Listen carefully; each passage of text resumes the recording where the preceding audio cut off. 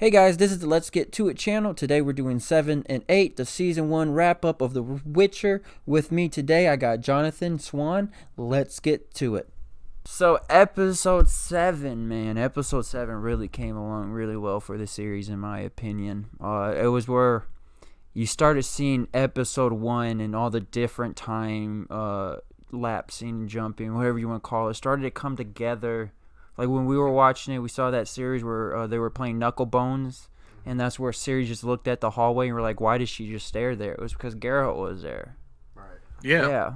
It started. Yeah, it's really good writing. The writing in it is excellent. The biggest complaint I've had talking to people who've seen it outside of us is like, who hasn't completed the season, they try to give it a watch, is like they don't understand because of all that time jumping and all that.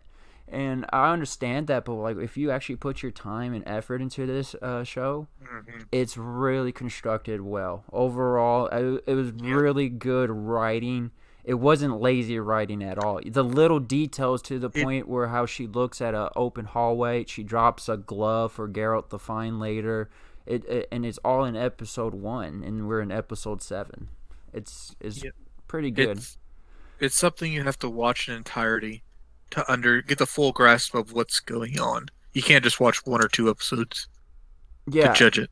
It's the biggest surprise to me overall in this one is the lore. What's the law of surprise? The law of surprise. Shut up. Yep. Biggest surprise to me about the Witcher series is the overall lore of the story. It's never redundant. Like I've been saying in every recording we've done, there's always a new creature. There's always a new story. It's not the same thing being in front of us. There's always new characters randomly put in. You're like, who's that? And they're gone for like half the episode, and they're back in like episode 7, and they were only in 1. It's really crazy to see how these writers really came together to make this universe, a universe which is already created, but they just made it in such a tasteful way. I don't know how else to explain it. Like hold up, a train coming. Hold up. Damn it, Ethan! Stop driving your trains through the city. That's just Ethan backing up. Choo choo. Ethan got that wagon he's dragging. He's thicker than a bowl of oatmeal. If he had a vagina, I wouldn't flirt with him.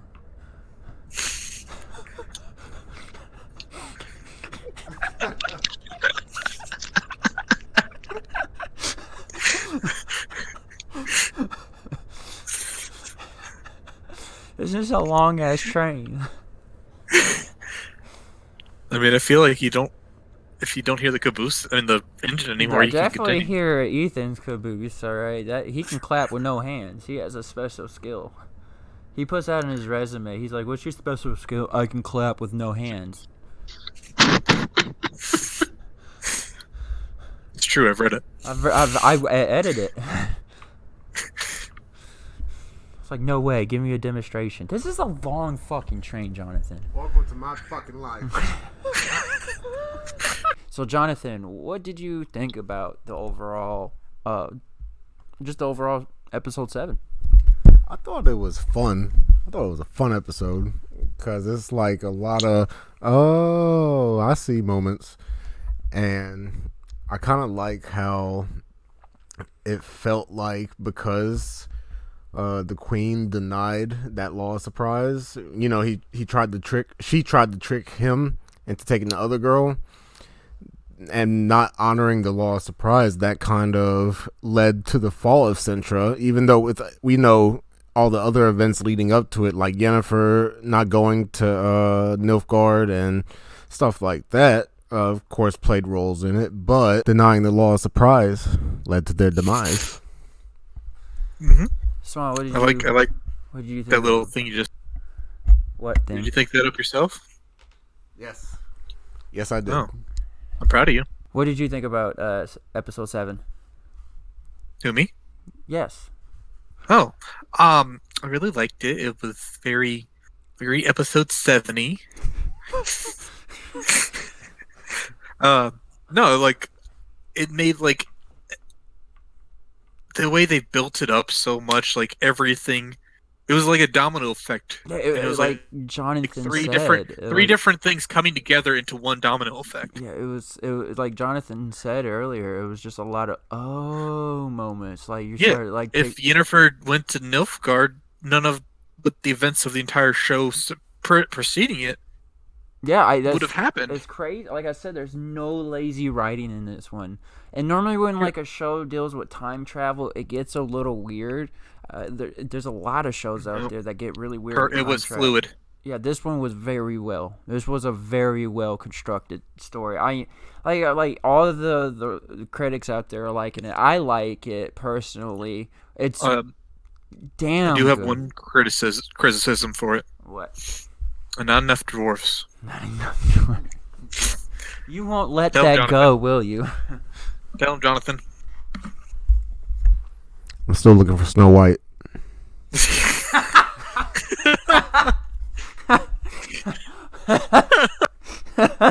What was your guys' favorite scene in episode 7? Oh, probably whenever she was playing the Knucklebone the game, and then you saw it from Geralt's point of view. I was like, oh my god. Yeah, that was that was like the first that's what's going on moment in that episode. Yeah. That was like the first real hint that they showed in that episode of how everything was intertwined. Yep. What was your favorite scene, Jonathan? Honestly, I like the end when you kind of get that sneak preview of Ciri's power that leads into the next episode. I was gonna say the same thing. That was my favorite scene in the episode 2, where she's walking and it's the guys. Speaking of Knucklebone, it was the kids that were playing Knucklebones with her at the very end that was trying to sell her to the Nilfgaardians, right? Yeah. They were trying to sell her, and then all of a sudden time slowed down or whatever how you describe it. And she goes into like that the demonic stage, you want to say, and then it cuts out, and that's it. That's how episode 7. You don't see what she does, nothing. It left you in suspense, but in like a great, tasteful suspense. It wasn't like to be continued kind of suspense. It was like, oh fuck, I want to finish this kind of suspense. Yeah. I am so interested in what happens with her. I wanted to see Ciri. I am so interested and fascinated because episode 7 really revealed more of the dialogue between Ciri and the queen and that mage. They revealed more of the secret dialogue in it because if you watch episode 1, they didn't speak that much in that room before she jumped out the window. She pretty much said, find Geralt of Rivia, but she didn't express her bloodline, her destiny, what she's supposed to be. She's manifested for greatness and stuff.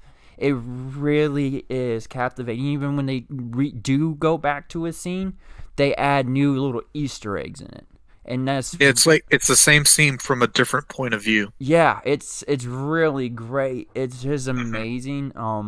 I couldn't get enough of it. Like the entire time I was watching here, I was like just sitting there with Jonathan. I was like, this is a really fucking good show.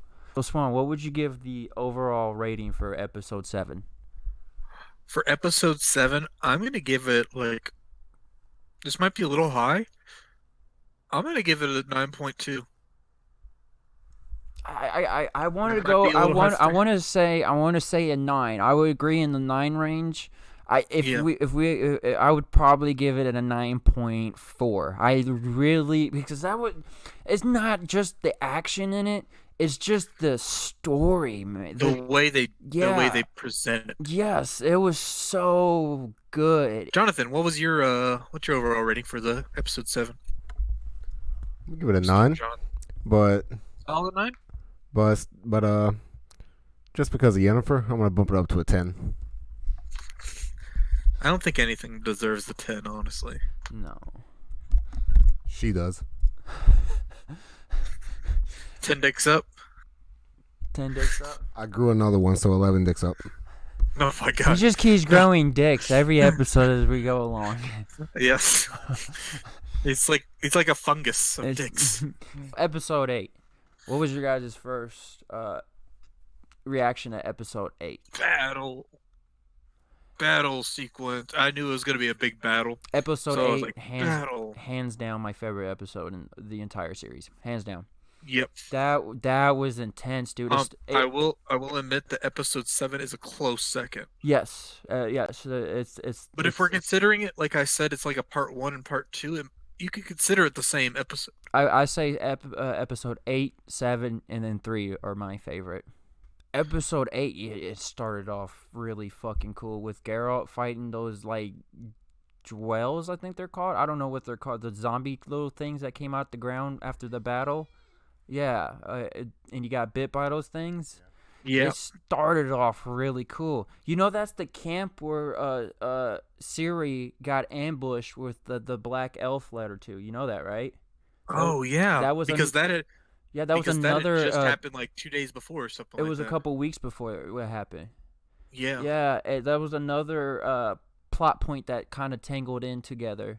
It's showing you I how. didn't catch that. Though. Yeah, that's a good catch. The only thing I gotta say about episode 7 and 8, I miss Jaskier. I miss the boy. Yeah. I want to know what happens to him. But like the battle sequence with Yennefer and the other mages was dude, even just the crazy. Even just the preparation, dude. That scene where the leeches crawled into the girl's ears. Yes. And then she gave the kids the bombs, and there were suicide bombers, pretty much. Yeah. That was crazy. I was not expecting that at all. No. Those two kids.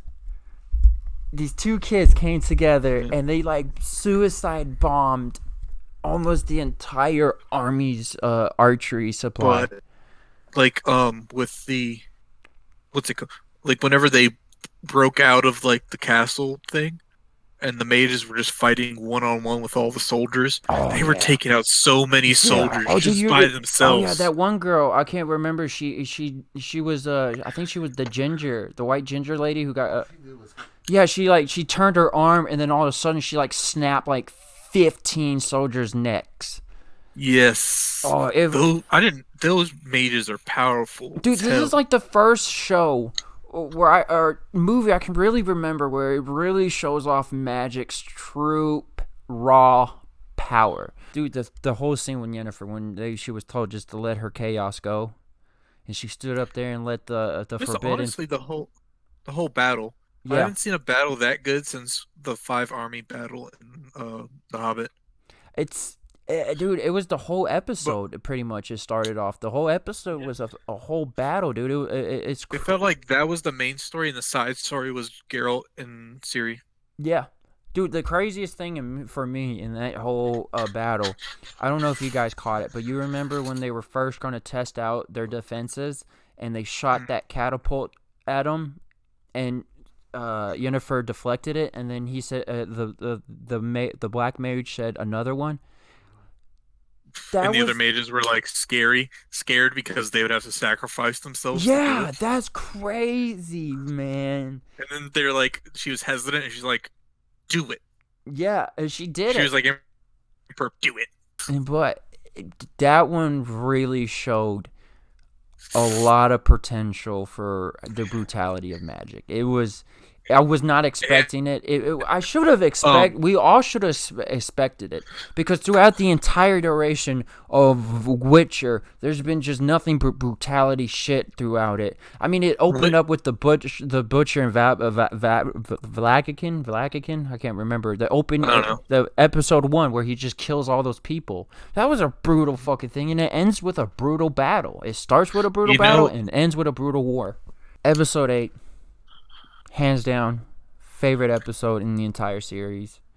Yep. It had a lot of, like, what the fuck moments in it. From leeches controlling kids to make them suicide bombers to mages snapping necks. Even the scene with the only male mage, it seems to be, who kept regenerating the sword. That was dope as fuck too. The only male mage on their side. Yeah, the only male mage on their side. The other ones turned their backs on them. Yeah, he was dope. That whole scene was dope, and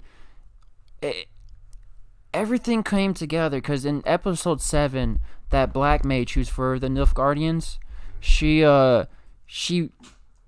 no, that was at the beginning of episode. That was at the beginning of episode 8, where she had the catapult, where she constructed these 2 items, and you had no idea what these 2 items were. It was a box and a bag. And at the end of episode 8, you figured out what those 2 items were. The box was for the leeches that she opened, and then the bag was that black powder substance she threw at that main mage. Yep. It was, like I said, constructed very well. Acting in it was very well, because it was a war, so you had to put a lot of emotion into it. The extras, the main supporting cast, all did their jobs. The kids even. Dude, yeah, they pulled off that drone zombified thing really well. Yep. I will say this. Loved episode 8. Great episode. Great action. Great magic. Great fighting. Everything. My only complaint, I hate the Nilfgaard armor. I absolutely fucking hate it. It's awful. It looks like fucking hefty bags. What would you give episode 8, Jonathan? We'll go like 7 and say 9. Yennefer, bump it up to a 10. Wait, scratch that. 11. Swan? Really wish there was a dwarf scene in there. Some dwarfs like fighting on one of the sides. That'd be cool. Just screaming and yelling. But I'm gonna give it another 9.2. I'm gonna go with a 9.6 on that one. I really liked it. It's been a long time since I've seen a battle made like that. Yep. So now that we finally finished the overall season, how do you guys feel about it? Loved it. Yeah, I think if you guys listen to any of our recordings, you can tell that the whole Let's Get to a Cast likes it. It's been an enjoyable ride. Mm-hmm. And after this entire season, I've realized that my favorite quote is always from the girl. Fuck. Fuck. Fuck. Not, did your mother fuck a goat? Nope. It's gotta be fuck. Just fuck? Fuck. I highly recommend The Witcher Season 1. The Witcher Season 1 is Let's Get to It approved. It is Let's Get to It approved. Put a stamp on it. Right now, put it in the archives. What would you guys give the overall Witcher Season 1? Jonathan, I'll let you go first. Overall, I'll give it a 9.1. All right, Mr. Darren, why don't you give the next voting? I really like the 9.1. I'm gonna have to go with Jonathan on that one. 9.1 is a solid number for it. All right, and then Swan, what's your vote? I'm gonna give it a 9.11, Alex. I just wanted it to be one higher than them. I will say the Let's Get to It cast here had a great time recording.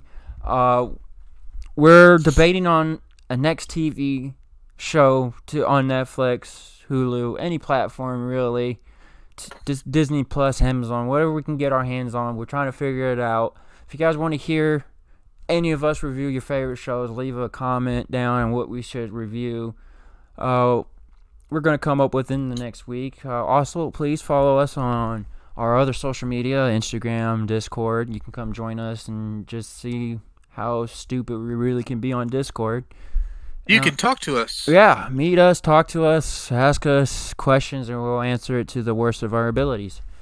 Or just yell at tech support. Yep, for not giving those thigh pics out yet. But that reminds me, like, subscribe, Becca Thighs. Have a good night, y'all. Night.